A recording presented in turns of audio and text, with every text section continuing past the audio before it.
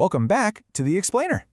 Today, we're diving into a truly fascinating subject: the chronological evolution, the political strategies, and the historic multi-term premiership of Narendra Modi. We're going to objectively trace his rise to power, cut through all the noise, and look at exactly how he is actively consolidating his vision for India. To really grasp why this matters right now, take a look at this number: 1.65 billion. India's population is projected to hit that staggering figure by the year 2047, which, by the way, will mark exactly 1 century of its independence. The future of this massive, incredibly diverse demographic, and honestly a huge chunk of the global economy, is right now deeply tied to the vision and the policies of this one single leader. So, here's our roadmap for today's Explainer. First, early life and the RSS. Second, the Gujarat era. Third, the 2002 riots and his rebranding. Fourth, Prime Minister, domestic policies, and finally, foreign policy. Let's get into it.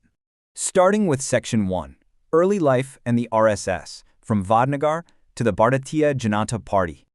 Born back in 1950 in Vadnagar, Gujarat, Modi grew up in a very modest 40 by 12-foot house, actually helping his father sell tea at the local railway station.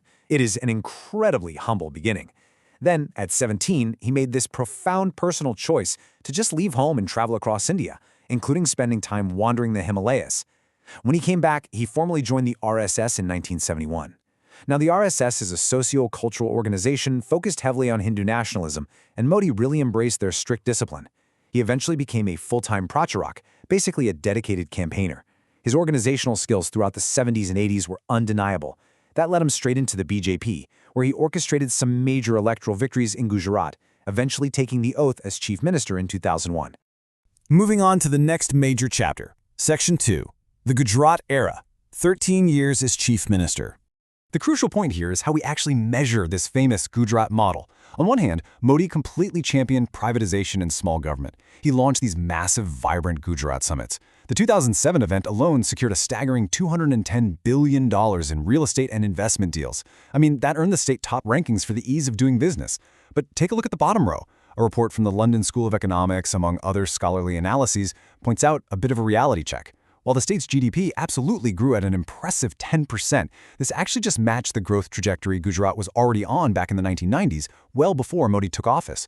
Furthermore, making the state that attractive to investors involved creating special economic zones where labor laws were significantly weakened, so it was rapid growth for sure, but not without some pretty heavy structural criticisms. Which brings us to a highly controversial turning point in his career. Section 3, 2002 riots and rebranding. In February 2002, a train carrying Hindu pilgrims was burned near Godhra, tragically killing approximately 60 people. Following a call for a general strike, horrific anti-Muslim violence spread rapidly across Gujarat. The official government death toll recorded 790 Muslims and 254 Hindus killed. However, independent sources estimate the total deaths actually exceeded 2,000, with the vast majority being Muslims. Alongside that staggering loss of life, roughly 150,000 people were displaced into refugee camps. The state government's handling of this crisis, including delayed interventions and inadequate relief, came under intense global scrutiny. This right here perfectly captures the absolute dichotomy and how his leadership during that period is viewed today. On the left, scholars like Martha Nussbaum and various human rights organizations heavily criticize the state government, arguing that the violence resembled ethnic cleansing and citing a complete failure to halt the escalation. But conversely, on the right, from a strictly legal standpoint, a special investigation team appointed by the Supreme Court of India investigated Modi's personal complicity for years. They ultimately found no prosecutable evidence against him, a clean chit that was firmly upheld by the Supreme Court as recently as 2022. In the aftermath of 2002, Modi realized a massive strategic pivot was necessary. As scholar Kenji Dozawa points out in this quote, while his ideological roots in the RSS prioritized Hindutva, or Hindu nationalism, Modi actively rebranded his political image. He made development his primary messaging pillar. By focusing relentlessly on delivering electricity, infrastructure, and agricultural growth, which, by the way, hit 11% annually in Gujarat, he very successfully shifted the public conversation away from communal tensions and directly toward his economic competence.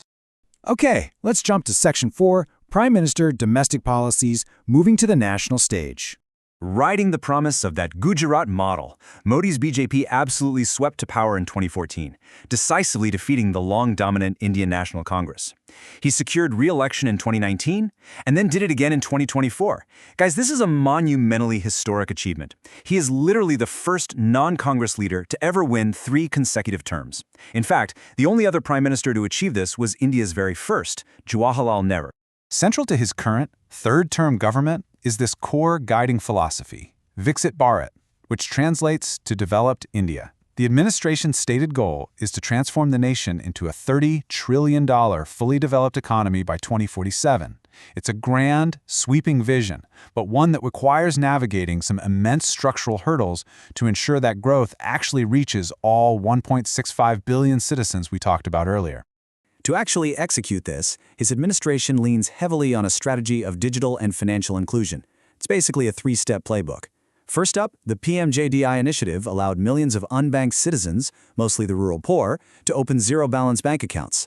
Second, the government linked those new accounts directly to welfare benefits, which severely cut out middleman corruption for things like food and gas subsidies. And finally, step 3, the rollout of the UPI system. This created an indigenous, wildly successful cashless payment infrastructure across the country. Honestly, this digital trifecta is one of the most tangible socioeconomic shifts of his entire tenure. But again, evaluating his domestic policy requires looking at the whole picture from our sources.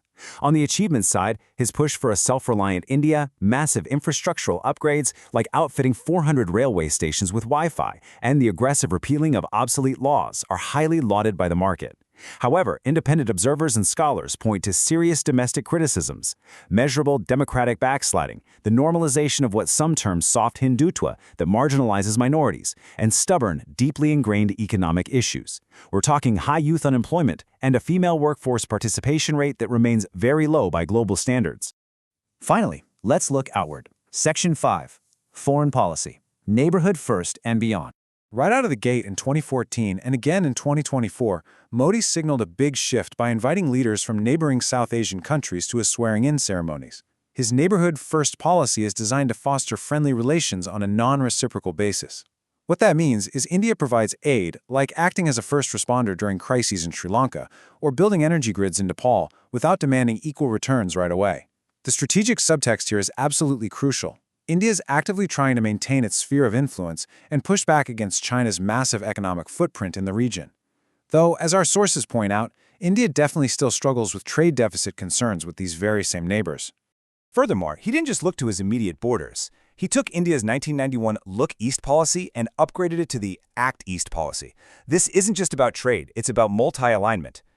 By building land connectivity through places like Myanmar and championing a free, open, and inclusive Indo-Pacific, his government is aggressively pursuing deeper security and economic ties with Southeast and East Asia. It's all about ensuring India remains a vital counterweight on the global stage. So, bring it all together, we're left with this massive, pivotal question. Narendra Modi has completely reshaped Indian politics, shifting from an RSS organizer to a 3-term prime minister overseeing a digital revolution and a highly assertive foreign policy. But as India marches toward that century in 2047, will this centralized, tech-driven governance model actually be enough to overcome the massive demographic hurdles, unemployment, and concerns over democratic backsliding? It is a question that's going to define not just India's future, but the entire world's. Thanks so much for joining me for this explainer. I hope this structured dive into the sources, the data, and the competing perspectives gave you a much clearer understanding of Narendra Modi's tenure. Keep questioning, keep analyzing, and keep exploring these complex geopolitical histories with us. See you next time.